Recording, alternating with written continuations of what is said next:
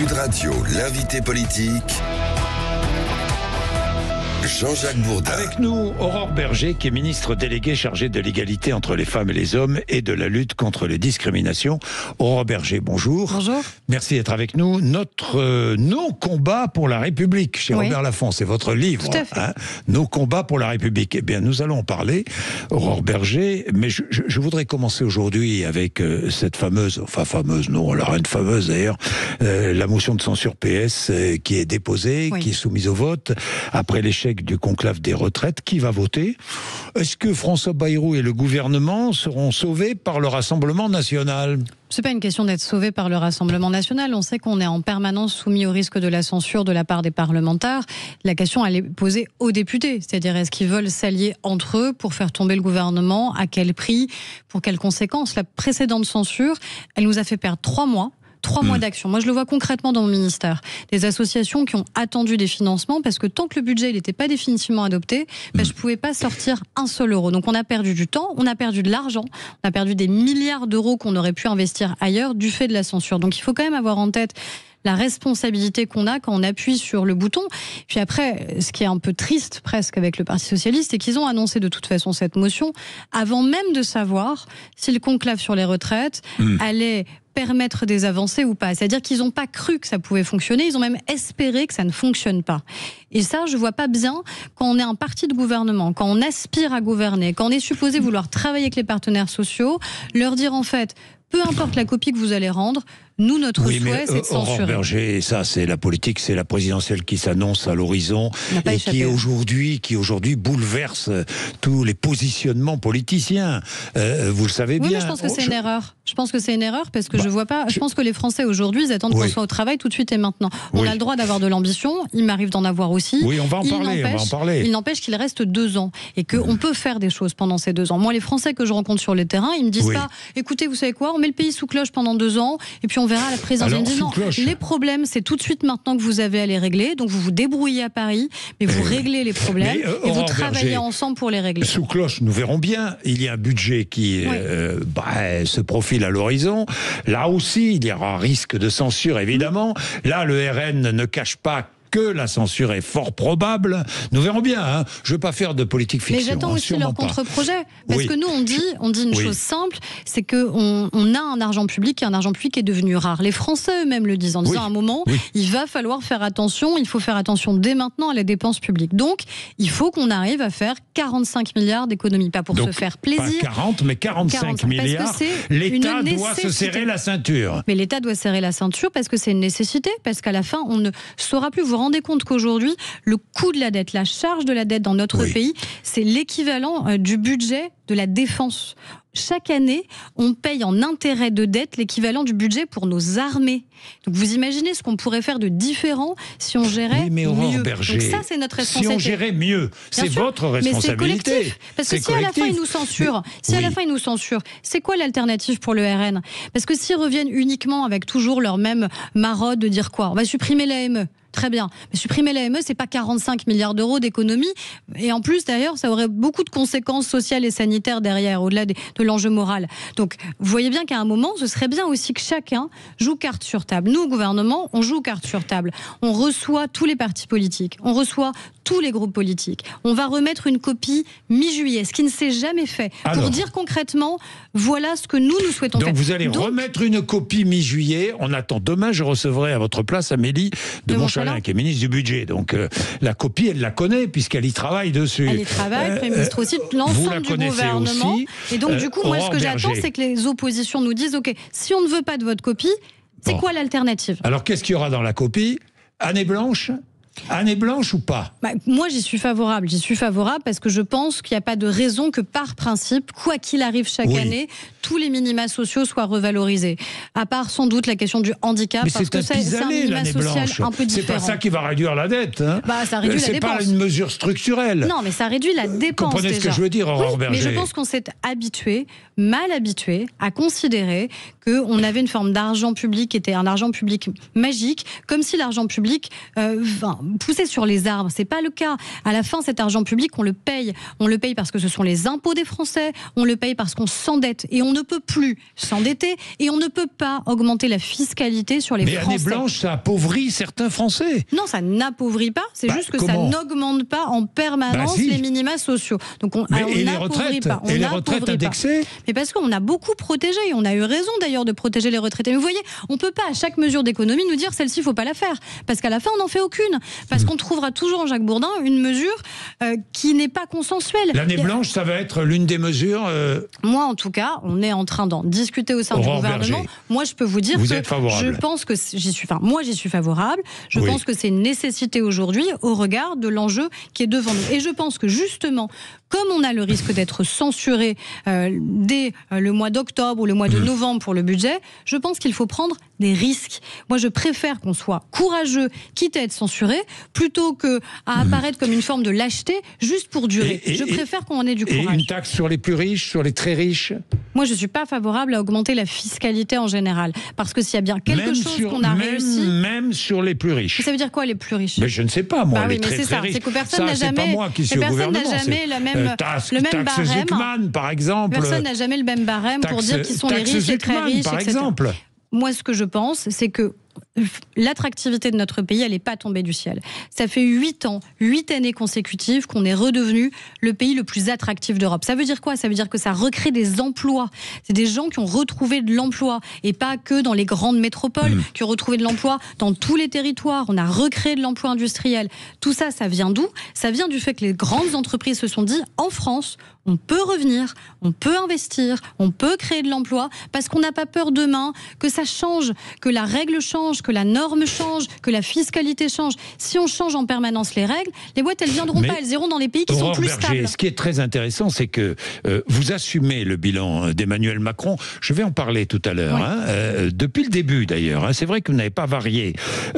Quelques mots sur les économies possibles. On ne touche pas aux ALD, les affections de longue durée, le remboursement. Non, mais je pense que là-dessus, il n'y a pas de raison, honnêtement, qu'on les bouge, parce qu'on est face à des Français qui sont considérés comme étant dans des pathologies suffisamment graves. Par contre, on va au bout sur, par exemple, la question des taxis. Désolé, je sais que ça les bouscule, mais à un moment, la question des taxis sanitaires, par exemple, c'est des milliards d'euros chaque année. Des milliards d'euros chaque année. Donc on va au bout. Oui, je pense qu'il faut aller au bout. C'est une mesure courageuse qui a été annoncée. Peut-être qu'elle ne fait pas plaisir à ceux qui sont concernés. Mais moi, je considère que là, on a atteint des seuils, des niveaux qui sont bien trop élevés dans la dépense. Et donc, on doit faire attention à la dépense. On ne supprime pas le crédit d'impôt particulier ? Je pense qu'on peut regarder dans le détail le crédit d'impôt particulier. Moi, je suis très vigilante parce que le crédit d'impôt particulier, notamment, il permet aux femmes de travailler. Exactement, j'allais vous en parler. Et il embauche beaucoup de femmes. Donc moi, je suis extrêmement vigilante là-dessus parce que qui vient chez vous pour faire le ménage, qui vient chez vous pour s'occuper des enfants, c'est massivement des femmes et en plus, qui prennent soin des personnes âgées, des personnes dépendantes. Après, est-ce qu'on peut regarder sur la question d'un coach sportif? Est-ce qu'on peut regarder sur le fait qu'il y ait un jardinier qui vienne. Est-ce que moi, à 38 ans, par exemple, qui gagne bien ma vie, est-ce que j'ai besoin d'avoir un crédit d'impôt pour que quelqu'un tourne ma pelouse? Est-ce que c'est aux Français de le payer? Je crois pas.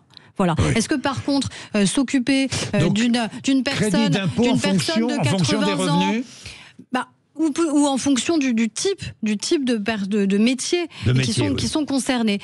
Moi, je pense qu'il faut regarder de manière un peu plus précise parce qu'aujourd'hui, il y a beaucoup de choses qui sont intégrées dans le crédit d'impôt à la personne. Moi, ce que je ne veux pas, c'est que ça touche les femmes parce qu'encore une fois, crédit d'impôt pour la garde d'enfants, c'est permettre la conciliation entre la vie familiale et la vie professionnelle. Demain, vous n'avez plus ça. Vous avez des femmes qui ne pourront plus travailler parce que ça leur coûtera plus cher de travailler que de faire garder leurs enfants. Et vous avez des femmes qui travaillent grâce à ce crédit d'impôt qu'ils ne le pourraient pas. Par contre, regardez dans le détail, je vous donnais 2 exemples, sur le jardinier, sur le coach sportif, je ne vais pas les stigmatiser, mais à un moment où c'est juste se réinterroger sur chaque euro. Chaque euro qu'on dépense, c'est de l'argent des Français. Donc il faut que ce soit de l'argent utile pour eux. Est-ce que le socle commun est en train de vaciller ? Pourquoi est-ce que je pose cette question ? Parce que je regarde la dernière déclaration de Gabriel Attal. Il n'y a aucun projet commun de société entre LR et nous. Vous êtes d'accord avec lui ? Moi, je Je suis pas d'accord avec cette phrase pour plusieurs raisons. Déjà parce qu'on a fait un choix courageux ensemble qui est de dire qu'il fallait qu'on gouverne ensemble. Oui. Parce qu'on ne voulait pas prendre le risque que d'autres gouvernent avec une majorité plus faible, avec de l'instabilité économique, avec de l'instabilité fiscale. Et on a porté depuis un an un certain nombre d'éléments de réforme sur l'agriculture par exemple qui sont importantes pour les Français. Et donc déjà ça veut dire qu'on a réussi quand même à travailler ensemble. Est-ce qu'on a des différences ? Oui, évidemment, sinon on aurait travaillé ensemble depuis plus longtemps. On l'a fait parce qu'il y avait un contexte particulier qui nous y poussait. Ce que je dis par contre, parce que la question qui lui était posée était notamment pour 2027, c'est que moi je ne claque pas la porte avant même que la question soit posée. On ne peut pas par anticipation dire qu'on ne doit pas travailler ensemble. Déjà parce que les Français sont plutôt favorables à l'idée qu'on travaille ensemble. Ensuite parce que si chacun reste dans sa petite écurie et qu'on se retrouve avec 2, 3 ou 4 candidats à la présidentielle, c'est simple, il n'y en aura aucun au second tour. Oui, donc c'est bien, ce sera entretué entre nous et à la fin on offrira aux Français un second tour entre le RN et la France Insoumise. Comment proposer un choix clair aux Français en 2027 ? Une primaire ? Il y a déjà. Vous défendez l'idée d'une primaire ? Alors moi je dis cette formule qui est, je pense que c'est le pire des systèmes et que j'en vois pas de meilleur. J'en vois pas de meilleur pour réussir à départager, j'en vois pas de meilleur pour réussir à trancher. Donc je pense qu'à un moment il faudra sans doute en passer par là parce que ce sera la seule capacité de responsabilité qu'on aura pour choisir celui ou celle qui pourrait être le candidat ou la candidate. Mais, encore une fois, pourquoi fermer la porte aujourd'hui ? Pourquoi les uns et les autres ? Je regardais aussi le congrès des LR, je trouve qu'il y a des propos qui sont trop caricaturaux. Est-ce qu'on a besoin d'hurler dans un congrès, on n'est pas macroniste, et de se faire applaudir là-dessus ? On ne leur demande pas de devenir macroniste, mais respecter le président de la République, ça me paraît important. Alors vous assumez le macronisme. À force de déclarations un peu à l'emporte-pièce des deux côtés, on rend impossible l'idée de travailler ensemble. Alors que les Français nous voient gouverner ensemble, alors que je pense qu'au municipal, on a des choses à faire ensemble. Regardez par exemple à Paris, ou à mon avis à Lyon, à Bordeaux, un certain nombre de villes où on a intérêt à œuvrer ensemble parce qu'on voit bien le désastre aujourd'hui que c'est d'avoir une certaine gauche qui a été au pouvoir dans ces grandes villes et les conséquences que ça emporte, les confusions aussi que ça emporte quand certains écologistes travaillent avec la France Insoumise. Moi, je pense qu'on a plutôt un enjeu d'alternance. Alors, et donc, dans cet enjeu d'alternance, il vaut mieux rassembler. Donc, primaire, vous serez candidate à cette primaire ? Il faut déjà qu'elle existe. Non, mais oui, mais s'il y a primaire... On verra, moi je peux chaque chose en son temps. Moi je non mais oui, c'est vrai. Vous êtes candidate à la primaire. Non, je ne dis pas que je suis candidate, comme je ne dis pas que je ne le suis pas. Dimanche, quand même. Je n'ai pas dit je suis candidate, comme je ne ferme pas la porte. Moi je dis je travaille. Je travaille parce que je suis au gouvernement et que déjà je travaille pour obtenir des résultats tout de suite et maintenant. Justement, et j'assume le projet politique et le nôtre depuis 2017. Vous assumez le bilan que je veux qu'on porte. Et l'héritage d'Emmanuel Macron. Vous assumez 3 345 milliards de dettes. J'assume le fait qu'on a protégé les Français pendant le Covid. Par an sur le territoire. J'assume le fait qu'on a protégé une insécurité grandissante. Vous êtes un peu caricatural dans vos propos, vous le savez. Je force le trait, oui, mais c'est une réalité. Attendez, le narcotrafic qui explose, c'est une réalité. Le narcotrafic qui explose à travers le monde, c'est une réalité. Et donc la nécessité, non, c'est faux.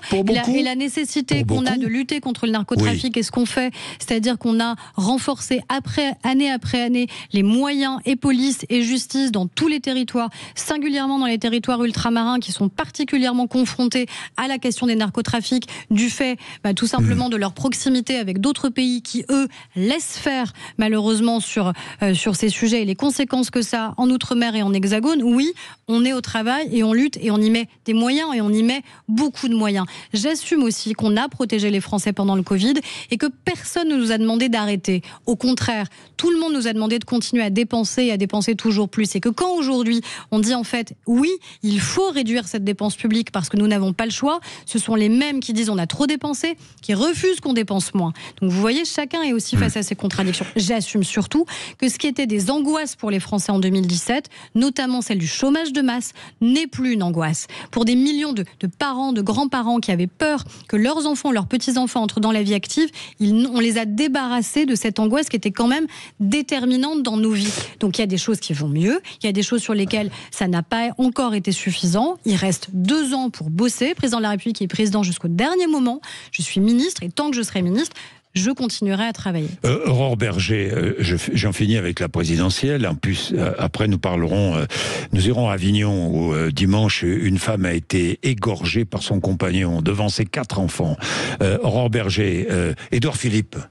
Vous avez été proche d'Alain Juppé, proche d'Édouard Philippe aussi. C'est le meilleur, c'est le mieux placé pour la présidentielle? Aujourd'hui, oui, mais moi je ne sais pas ce qui se passera dans un an et demi. Donc moi je pense qu'il ne faut jamais fermer la porte à qui que ce avec soit. Bruno Retailleau, vous demandez cela? Vous aimeriez cela? Moi, encore une fois, ce que je dis, c'est pas X, Y ou Z, c'est quel est le projet politique qu'on veut porter et est-ce qu'on est capable de porter un projet politique ensemble. Moi, je pense qu'on a intérêt à porter un projet politique ensemble. Je pense qu'on a toujours intérêt à rassembler parce que les Français ils attendent plutôt de l'apaisement, du rassemblement, de la capacité à régler leurs problèmes qu'ils n'espèrent qu'on ait 5, 10 ou 15 candidats sur la ligne de départ. Donc, il y a des ambitions.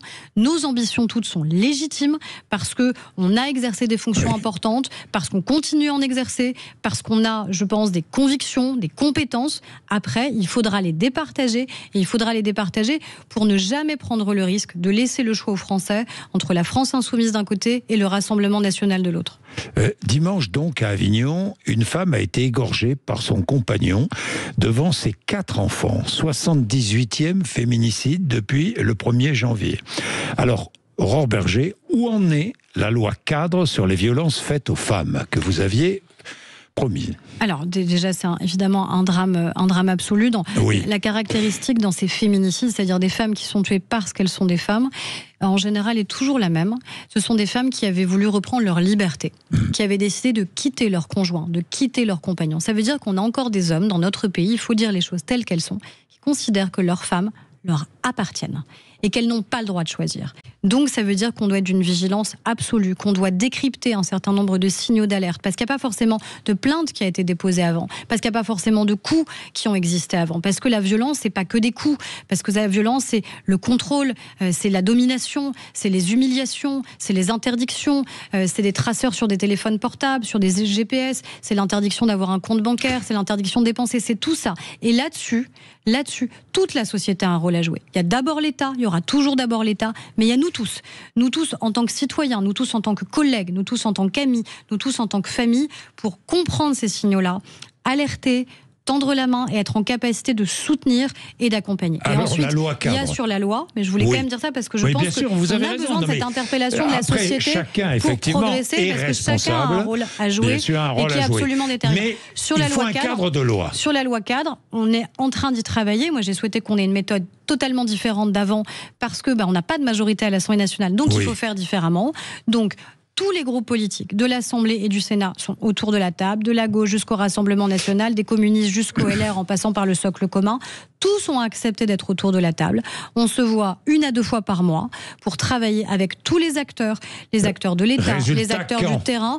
Octobre, moi je souhaite pouvoir rendre la copie en octobre en espérant que ça crée du consensus. Et quand bien même il y aurait une censure ou autre, c'est pas grave, j'espère que cette copie elle sera reprise. Quelle sera l'idée majeure de ce texte? Le traitement judiciaire, il y a beaucoup de victimes aujourd'hui qui n'osent pas porter plainte, qui ont peur de porter plainte. Mais comment faire pour les inciter à porter plainte? Elles s'inquiètent justement de la manière avec laquelle elles vont être traitées en tant que victimes pendant le traitement judiciaire. Donc c'est l'un des sujets sur lesquels on travaille.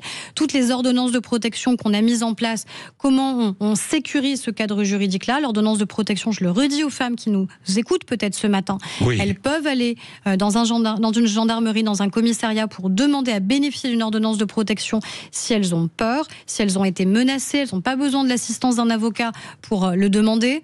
Il faut sans doute qu'on clarifie encore des éléments pour que ce soit beaucoup plus systématique et octroyé de manière beaucoup plus systématique. Il y a des sujets qui sont liés à la garde d'enfants. Je suis beaucoup trop alertée par des mères sur la question plutôt là des violences sexuelles plutôt que sur la question des violences intrafamiliales qui, pour protéger leurs enfants, sont parties et qui se retrouvent mises en accusation. Moi, je peux pas statut tous de les la jours monoparentalité. Alors ça, c'est encore un autre sujet. C'est plutôt une question sociale qu'une question liée à la lutte contre les violences. Même si des femmes qui ont été victimes de violences se retrouvent dans cette situation-là, on a beaucoup progressé. Je pense à la question des impayés de pension alimentaire. Là, pour le coup, on a changé la loi. On a changé la loi et on a changé la vie avec ça. Parce que des femmes qui ne voyaient jamais un seul euro sur leur compte d'une pension alimentaire qui leur était due, c'était des milliers et des milliers de femmes. Aujourd'hui, il se passe quoi?